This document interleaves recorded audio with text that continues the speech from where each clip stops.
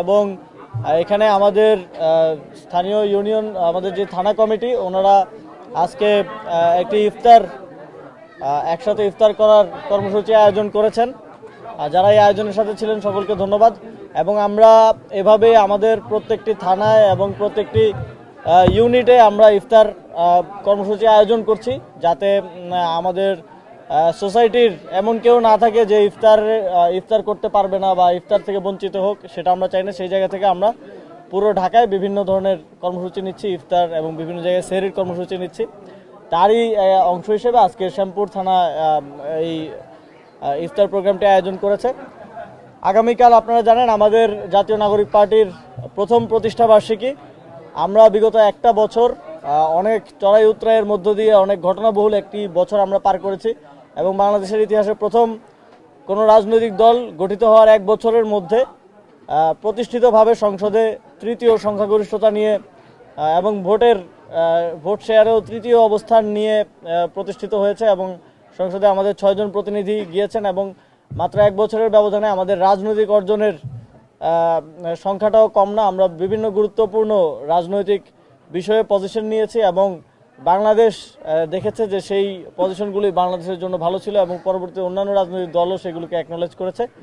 সেই জায়গা থেকে আমরা আগামী এই পুরোটা সময়ে বাংলাদেশের জনগণের সমর্থন ভালোবাসা নিয়েই আমরা এই পদযাত্রাটা শেষ করেছি, এক বছরে উপনীত হয়েছি এবং আমরা মনে করি আগামী দিনে বাংলাদেশের মানুষ বিগত দিনে আমাদেরকে যেভাবে সমর্থন দিয়েছে, জুলাই গণঅভ্যুত্থান থেকে শুরু করে একটি নতুন রাজনৈতিক দলকে তারা যেভাবে স্নেহ, ভালোবাসা এবং সমর্থন দিয়েছে, ভোট দিয়েছে, আগামী দিনেও আমরা তাদের জন্য কাজ করব। আমাদের কমিটমেন্ট থাকবে এবং এর প্রেক্ষিতে আমরাও বাংলাদেশের জনগণের পক্ষ থেকে সমর্থন এবং ভালোবাসা এবং দোয়া প্রত্যাশী। আশা করি সামনের দিনে বাংলাদেশের মানুষের সমর্থন নিয়ে জাতীয় নাগরিক পার্টি আরও ভালো করবে।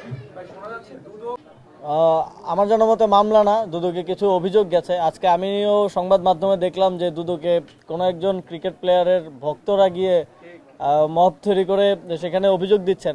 এখন আমারও একটা অভিযোগ আছে যে মানে তখন আমি সরকারের দায়িত্বে থাকাকালীন জুলাই গণঅভ্যুত্থানের বিপক্ষে অবস্থান নেওয়ার কারণে এবং শেখ হাসিনাকে এন্ডোর্স করার কারণে বলেছিলাম এবং সিদ্ধান্ত নিয়েছিলাম যে সাকিব আল হাসান বাংলাদেশের জার্সি পরে বাংলাদেশের পতাকা বহন করার কোনো নৈতিক অধিকার তার নেই। এখন সেটা যদি দুর্নীতি হয়, কাউকে যদি খেলতে না দেওয়া দুর্নীতি হয়, তাহলে সেটার জন্য আমার শাস্তি হোক, আমার কোনো সমস্যা নেই। এখন আমাদের আসলে খুবই হাস্যকর হয়ে যাচ্ছে বিষয়গুলো। সাকিব আল হাসানকে খেলতে না দেওয়ার কারণে তার ভক্তরা গিয়ে 1000 কোটি টাকার দুর্নীতির অভিযোগ করলো এবং গতকালকে সারাদিন সেটা নিয়ে সব মোটামুটি মিডিয়ায় এক ধরনের মিডিয়া ট্রায়াল চললো। কেউ সেই অভিযোগের কারণটা কি এবং কারা দিয়েছে সেটা কেউ উল্লেখ করলো না, সেটা আজকে গণমাধ্যমে আসলো। এটা খুব দুঃখজনক এবং আমার জানার মতে দুদকে অভিযোগ দেওয়ার প্রক্রিয়াটা খুবই ইজি, যে কেউ গিয়ে অভিযোগ দিয়ে আসতে পারে। কিন্তু তারপরেও তাদেরকে কেন সেখানে মব তৈরি করতে হলো বা সেখানে কেন এইভাবে লোকবল নিয়ে, আমার ধারণা হচ্ছে এর পিছনে কোনো ধরনের উস্কানি অথবা ইন্ধন আছে। কোনো যদি সুস্পষ্ট কোনো এই ধরনের হাস্যরসাত্মক অভিযোগ ছাড়া যদি কোনো সুস্পষ্ট কারো অভিযোগ থাকে, আমি মনে করি সেটা সে করতে পারে। এটা গণতান্ত্রিক দেশে সবার সে অধিকার আছে।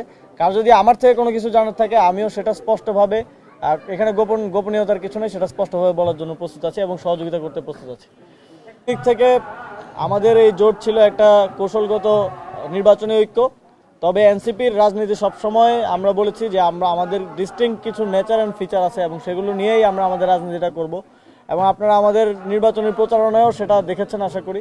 আমরা আমাদের কালচারাল আইডেন্টিটি, আমাদের সেন্ট্রিস্ট পলিটিক্স, আমাদের ডাইভার্সিটি এবং ইনক্লুসিভিটি দলের মধ্যে বিভিন্ন জাতিগোষ্ঠী, মাইনরিটি, নারীদের অংশগ্রহণ, এই সব কিছু আমাদের এই নেচারগুলো নিয়েই কিন্তু আমরা এগিয়ে যাচ্ছি এবং সামনের দিনে এগিয়ে যাব এবং এটাই আমাদেরকে ডিফারেন্সিয়েট করবে বাংলাদেশের অন্যান্য রাজনৈতিক দলগুলো থেকে এবং এটাই